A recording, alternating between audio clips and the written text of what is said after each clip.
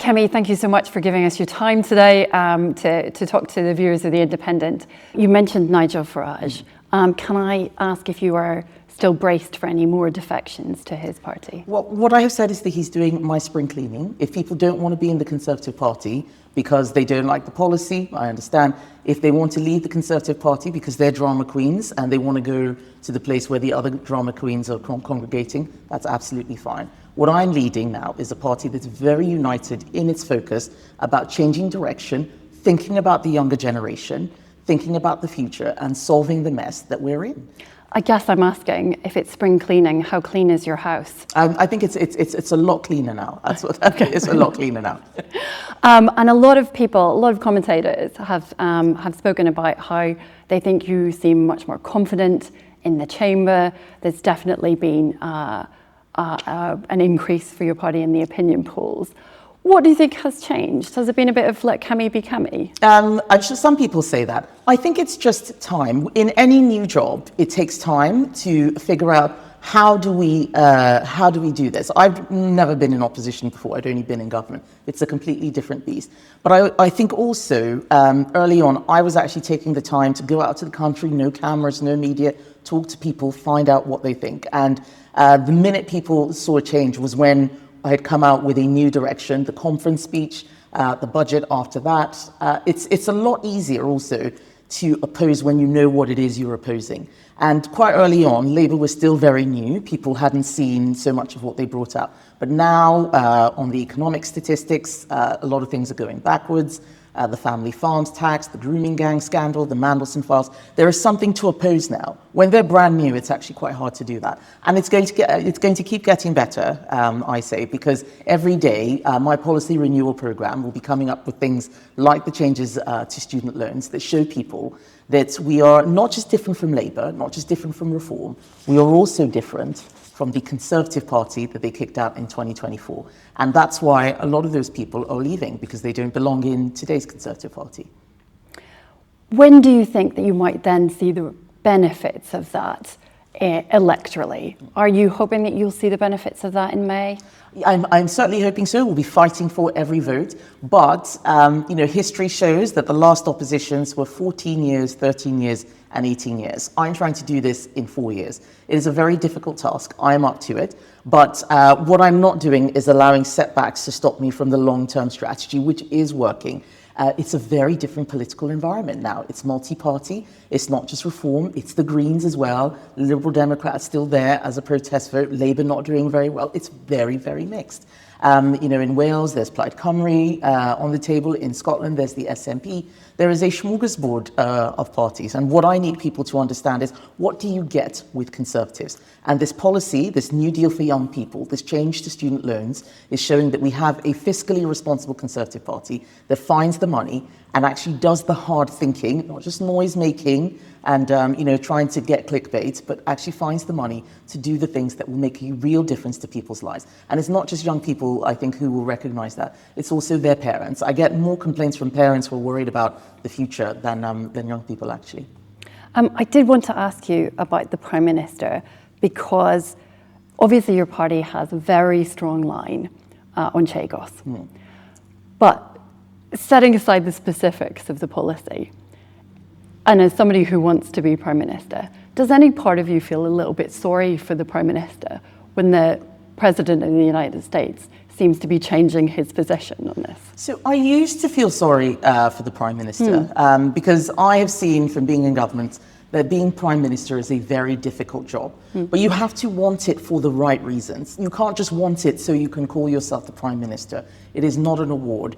And I've stopped feeling sorry for him when I realised that he didn't have a plan, and he actually is a very sanctimonious person who thinks that, well, people shouldn't question you. I see it at PMQs every week. He doesn't believe he should be questioned. He doesn't want to give any answers. He just thinks that he is a good person who is morally superior to lots of other people. And that's why he keeps running into trouble. Because if you don't have that humility, then you think that everything you do is correct. And if you don't have a plan, you don't have very strong convictions, you will be bounced all over the place. And now he is effectively hostage to his backbenchers who've realized that his authority is completely gone. I mean, you should have seen the debate today about this Labour Together scandal. Labour MP after Labour MP attacking government ministers. They are not a happy family. When it comes to Trump, do you think you would be able to handle him better? I think that if you look at the people who work very well with him, like Giorgia Meloni, they start from strength and putting their national interest first. And that's what I would do. President Trump respects strength. President Trump respects strength. When I first met him at the state banquet, we had a conversation about energy. It's something that we agree on. And he said he couldn't believe that we were not drilling in the North Sea and not using our energy, and that we were leaving ourselves dependent on other countries. I think that's absolutely true. He sees world leaders who look to everybody else for support. He doesn't like that. I would be showing that the UK is self-sufficient, that we stand on our own 2 feet. Where I disagree with him, I would say so very robustly. On trade tariffs, for instance, I've said completely the wrong thing. Ronald Reagan would not have done that. I'm hoping that Supreme Court ruling stands. I said the same thing on Greenland, on Venezuela, and on Iran. Where it comes to brutal regimes, I think it's very, very different from democracies. But you have to be able to stand up to President Trump, not just because he's President Trump, but in your country's national interest. And with Chagos, surrendering that island and paying £35 billion for the privilege of surrendering it is not standing up for national interest. Today, Number 10 has said that when it comes to this new threat of potentially 15% tariffs, that nothing is off the table. Do you think that's sensible as a strategy to say that? Well, I think that saying nothing is off the table is one thing, but making sure you don't punish British manufacturers, British businesses, is quite critical. It should be a principle that we don't punish our own people to thumb our noses at America. At the end of the day, the tariffs that President Trump put on have hurt the American people more because they're the ones who pay the tariffs. They're the ones who have higher prices. And this is why I remind people that the Conservative Party does not believe in economic protectionism, because we are a trading nation. We need as much free trade all around the world. What we cannot be is naive and pretend that people who break the rules are not breaking the rules. That's what's gone wrong with free trade. There haven't been sanctions for those who are dumping goods on other people's markets, those who are cheating the system, subsidizing when they're not supposed to be subsidizing. And as a former trade secretary, I've had these debates, on the international stage at the World Trade Organization. I've had debates with EU counterparts, with US counterparts, with even people from as far away as Australia, Japan, and Brazil. We need to be able to have a sensible conversation about world trade where we stop the bad actors from ruining it for everybody, but we look after our national interests by promoting rules-based free trade. And so just to make sure that I understand where you're coming from in this, you then think retaliatory tariffs would be hurting British people rather than America? So retaliatory tariffs work best when they are on a single item and for a time-limited purpose. If you just have retaliatory tariffs across the board, some of our businesses will decide that they can't afford to make those products anymore because the customers can't afford to buy them. That's bad for British businesses. Retaliatory tariffs escalate trade wars. No one comes out of them well, and it's why the history of trade wars is of people eventually dropping their tariffs. Use tariffs very carefully. Use them for when people are having illegal subsidies. Use them when people are anti-dumping. Use them for very specific periods when you're trying to protect an industry in a very short time-limited way. That's the best way to use retaliatory tariffs, not to just escalate a trade war. That is what I learned from my time as trade secretary. I think it works, and I think that more people need to be speaking to Donald Trump about how he is harming his own country's interests. His own courts are ruling that, and I think that change will come.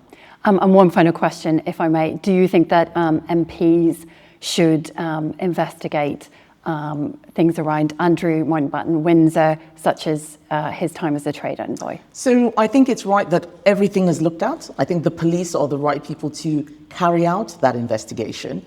A lot of MPs are jumping on this because it distracts from the Peter Mandelson story, which is far more significant from a parliamentary perspective. I think that what the King said has been right. The law must run its course. And if you can compare the King's behavior with something affecting his family, his own brother, complete transparency, On the government side, it's been hiding papers, saying what a great guy Peter Mandelson was, as the Prime Minister did 6 months ago when I first confronted him with these allegations. I think it's very sad what's happened with the royal family. I think Prince Andrew has brought significant reputational damage, and he should be punished for that where the wrongdoing is proven.